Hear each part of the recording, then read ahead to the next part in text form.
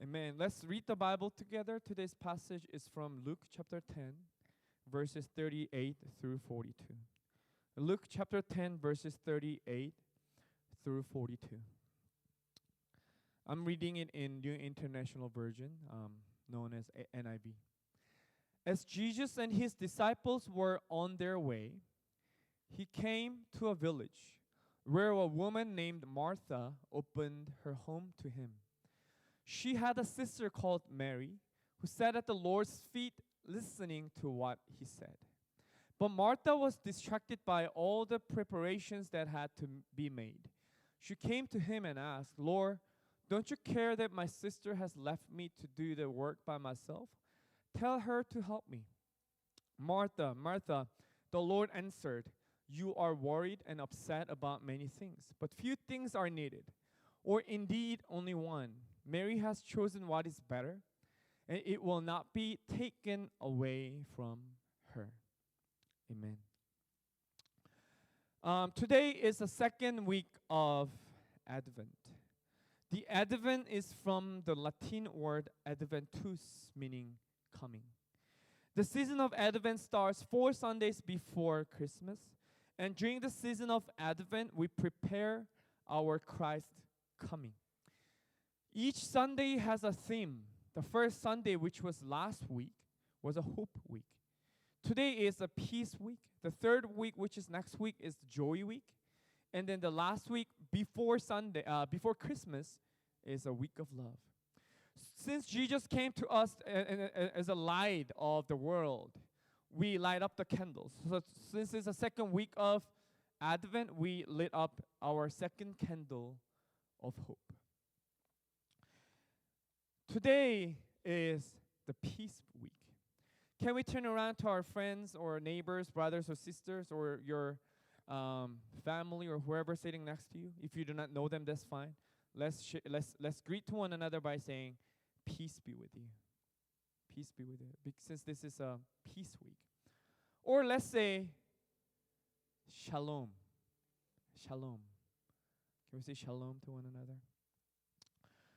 Today is the week of peace. And how do you define peace? I want you to know the definition of peace, so I looked up the dictionary. The first definition I got was freedom from disturbance or noise. Or it can be defined as tranquility, or a state or period in which there is no war or a war has ended. And in other words, if we want to define peace, we are using the word absence as a keyword. Absence of anything that may disturb us, or absence of anything that may cause some troubles or issues or loss in us, or negative things in us. If they are not there, we call it peace. But the biblical definition of peace is a little different. I said, let's greet to one another by saying, "Peace be with you," and also shalom. Shalom in Hebrew meaning peace. On each Sabbath, which is Saturday to Sunday, they greet to one another by saying, "Shabbat Shalom," dwell in peace, or may the peace be with you. And we say shalom in Christian tradition to say, "Peace be with you."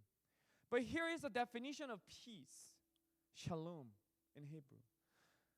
And the definition can be found in Genesis 1:31. After God created the whole universe and after God created human on the 6th day, God said, God saw all that he made and it was very good. So when the Hebrew people are saying peace, it's not about the absence of something. When they when they are saying peace be with you, Shabbat Shalom, or Shalom, meaning may the order of God, may the presence of God, may the creation order that God has sent when he created the world be with you. In other words, wholeness. And this concept can be found in Korean greeting. If you know how to say in Korean, we say 안녕하세요 for hi, and 안녕히 가세요 for bye. 안녕 means I wish you well. I wish you wholeness. I wish you good things in your life. So the way how Korean people are saying is pretty similar to Hebrew people. When we say peace be with you, we are asking people to be filled with the presence. And I specifically chose today's passage, Luke chapter 10, verses 38 through 42, to talk about peace today. And here's the reason why. Before we think about why, let's think about the book of Luke first. The gospel according to Luke is another name for Luke, the book that we just read today. And here's how scholars line up. There are 4 gospels in the Bible. When I say the gospel, there are 4 books that talk about the life of Jesus. The first book that was written was the gospel according to Mark. And then after the gospel according to Mark, the authors of Matthew and Luke used and quoted a lot of things from the book of Mark. And it seems like they quoted another source, we call it Q, and then they wrote the Bible. The reason why they wrote the gospel differently was because they had different purposes of writing. And the gospel according to Luke, by tradition, the author is known to be Luke. He was a physician, and he was a fellow worker and traveling companion of Apostle Paul. Some scholars even say the gospel according to Luke and the book of Acts have the perfect grammar of the ancient Greek, because the authors were pretty well educated. And then when was it written? It was written around 85 AD. And the date is pretty important because when Luke was writing this book, Jerusalem was already destroyed by the Roman Empire. So when Luke was writing this book, he has already witnessed all the prophecies that Jesus has prophesied have been, most of them were completed because the temple was destroyed and then the Roman Empire was destroyed. And then the audience of this book was significant as well, because the audience of book is non-Jewish Christians. And on the other hand, the gospel according to Matthew, the main audience is the Jewish Christians who knows the Jewish traditions, who were born with the Jewish traditions. So if you read the gospel according to Matthew, he refers back to Old Testament a lot so that Matthew can prove, Jews, this Jesus is the person that the Old Testament has been prophesizing.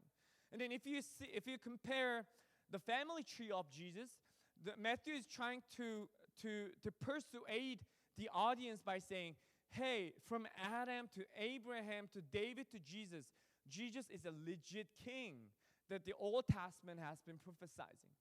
On the other hand, the gospel according to Luke has a different approach. Since a lot of people do not really know about the Jewish tradition, or they are not really familiar with the laws, the Luke does not really put highly emphasis on the law, or Luke does not really quote a lot of Old Testaments in his book, because that's not what his interests were. And another thing that is important, and when you read the Bible, what is important is when the Bible was written first, there were no chapters, there were no verses. So we just read, okay, now let's read Luke chapter 10, verses 38 through 42. That's not how ancient Christians read the Bible. Chapters and verses were added later for the publication purposes. So when the gospel was written, it was just a big chunk of writing on the scroll. So the reason why I'm saying this is this. Because there was no chapter, there was no verses divided when he was writing the letter, he had to place each story very specifically.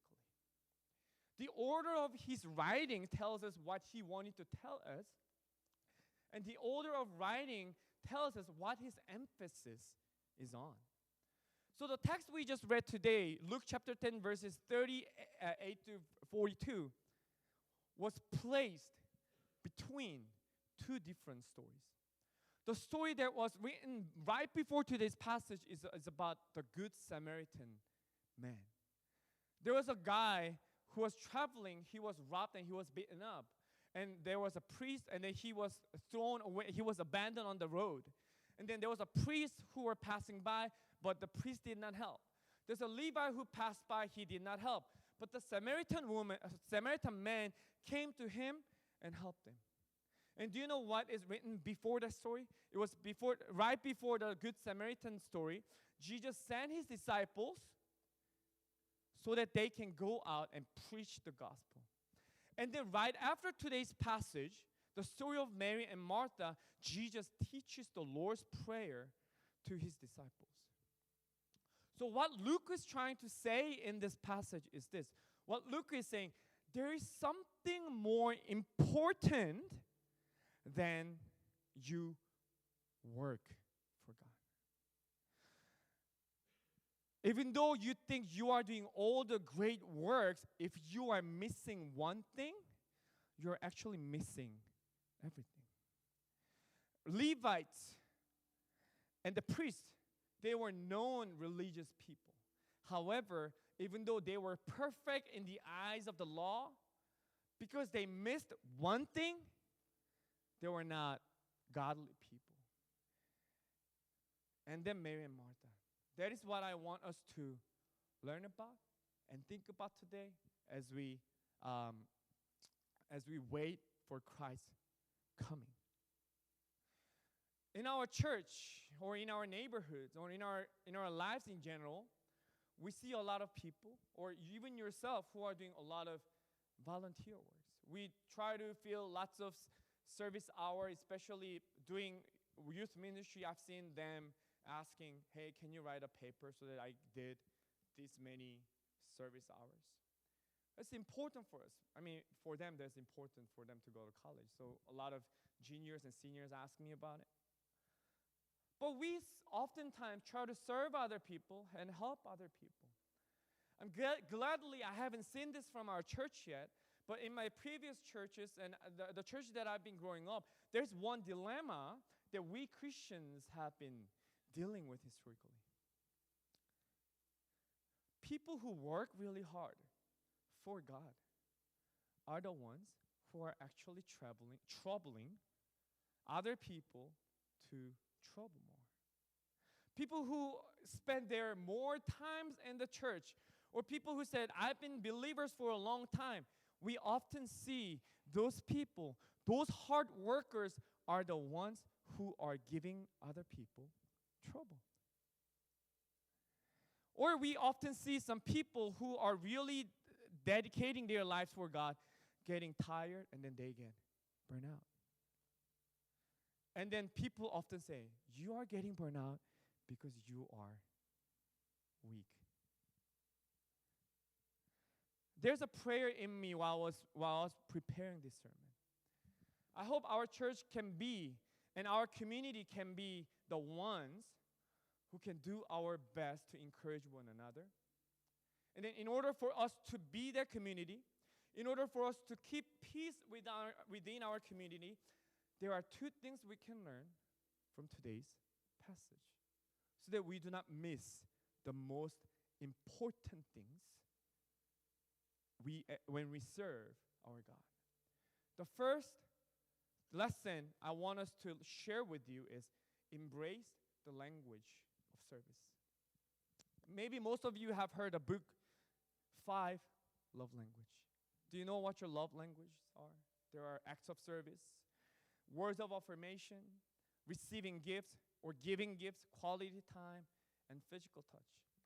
When this book was first written, what was really shocking to people was that it's not only about you, how you feel loved, and you also have your own love language to express your love to other people. And one thing that is important here, one of the reasons why this book was a big hit when it first came out was this.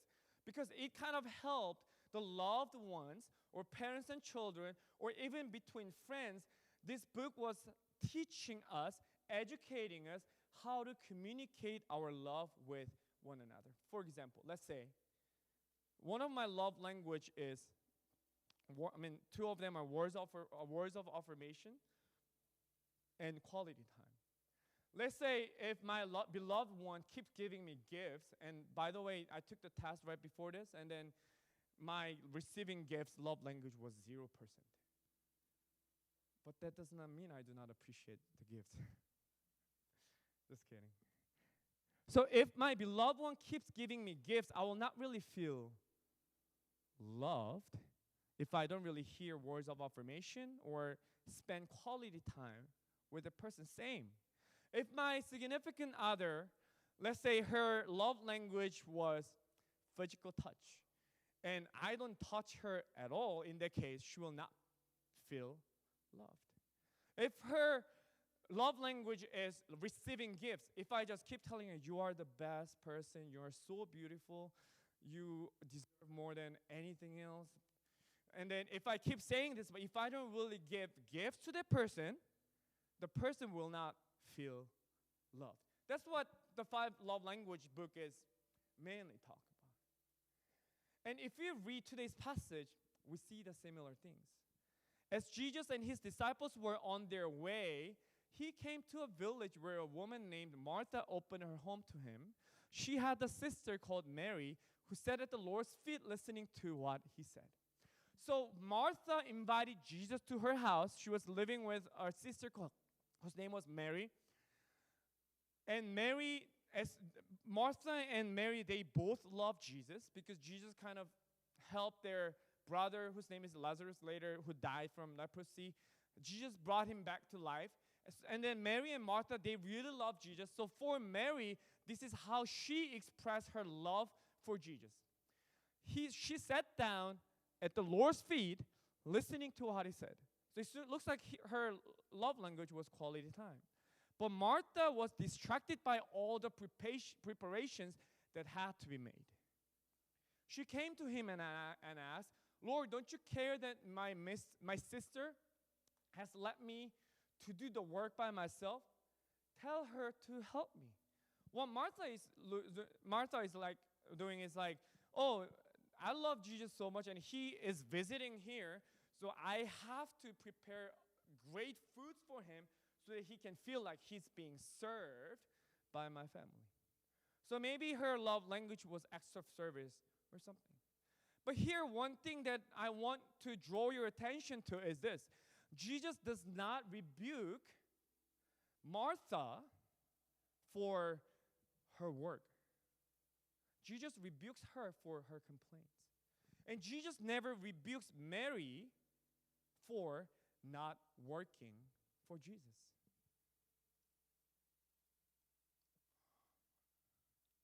What Jesus expected from them was this. What Jesus is teaching Martha was, Martha, you are working so hard.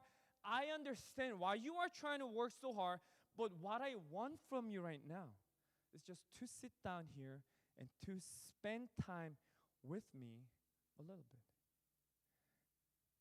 So here I want us to remember this.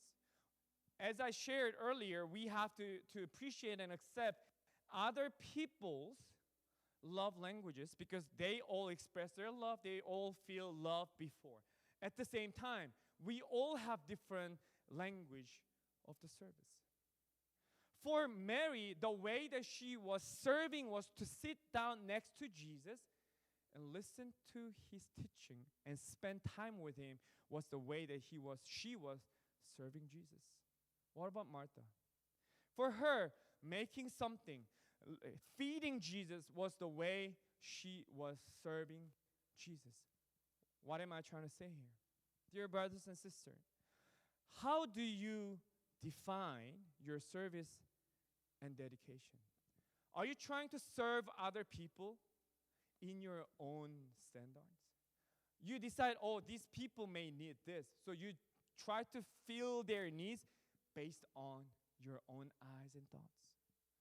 Or do you try to serve or dedicate yourself for God to feel a little bit better about yourself? If that's the case, we should pause and recheck our hearts before the Lord. All individual is different. I personally been competing different competitions as a team and as individuals for workout. In my case, for me to do better, I need people yelling at my face. So when I did the group competition a few months ago, one of the things was sprinting. I had to do all I can do for 40 seconds. And one thing I asked them to do was come and yell in my face. I don't care what language you say. Just say something to my ears and let me see it so that I can do better. And another team member that we had, if you are yelling her in her face, she's getting panic attack. So I said, come on. And then someone was hitting me and said, do not yell at her. She's going to panic. So when she was performing, everyone stayed quiet so that she can focus better. Each person has different needs. Each person has different needs. And that's why Jesus is saying this. Martha, Martha, the Lord answered, you are worried and upset about many things, but few things are needed, or indeed only one. Mary has chosen what is better, and it will not be taken away from her. What Luke is trying to tell us through this story, what Jesus is trying to teach Martha through this story is this. Sometimes we try to serve other people. We even try to serve our God based on our own taste. We have to feel satisfied. We have to feel pleased. We have to feel better about ourselves. Then we say, oh, I served the people. But sometimes that person may just need we shut up and sit down next to that person, say nothing, but just stay there, can be the service they needed. The reason why we are getting tired as we are serving more and more is because we are not feeling filled or pleased or recognized. But remember this, please. In order for us to serve other people, we have to know when to go and when to stop. And how do we discern that moment? It's not based on us. It's based on the recipients. And the second point we can learn is this. Peace comes from our God, the God of order. In 1 Corinthians chapter 14, verse 33, Paul tells us a very interesting aspect about God. For God is not a God of disorder, but of peace, as in all the congregations of the Lord's people. Remember when God first created the world? It was shalom, was wholeness. The order that God created the universe was perfect and complete, and that was it. What does it mean that God created the human in his fullness? What does it mean that God created us, that we have peace in us? What does it mean that we are following the order of God? That means we do our parts just as our roles are assigned. We sometimes try to do overt work, or we sometimes try to avoid our responsibility before God because we don't feel like it. But when we say we can get the peace from God, when we keep the order that God has created us, is saying this. We do our parts. You must have your own role in this community. We do our roles for the community. And as we share this message, I wanted to recognize some people who've been serving really diligently today and this year.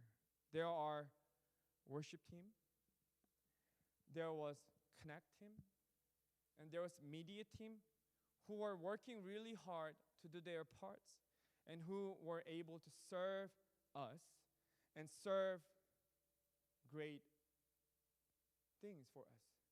So we were able to stay connected with you. We were able to lead the worship with the help of these wonderful volunteers in God. And now we are moving on to next year. we all will have our own part and role for this community. We are not forcing anyone to do any works at any moment.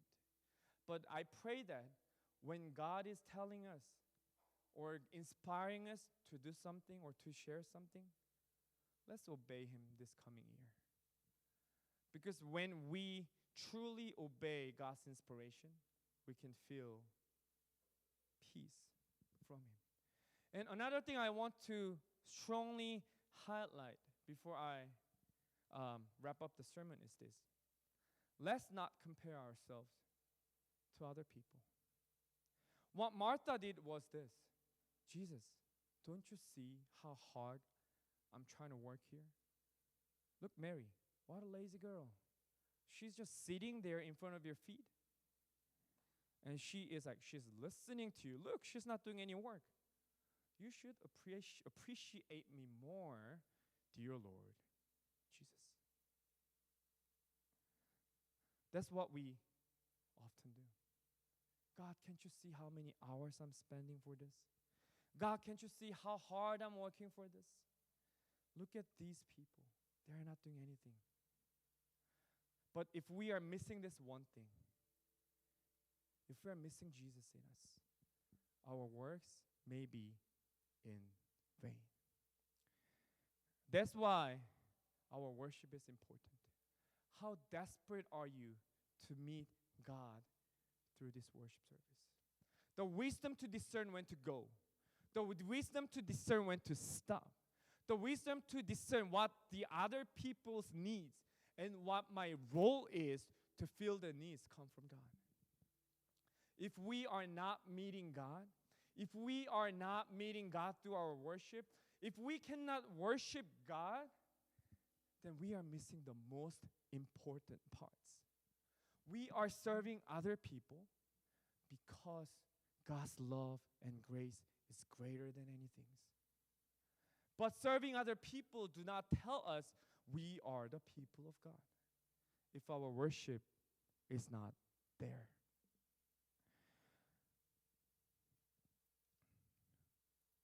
So I want to say thank you for working hard together to grow and to form a community in God.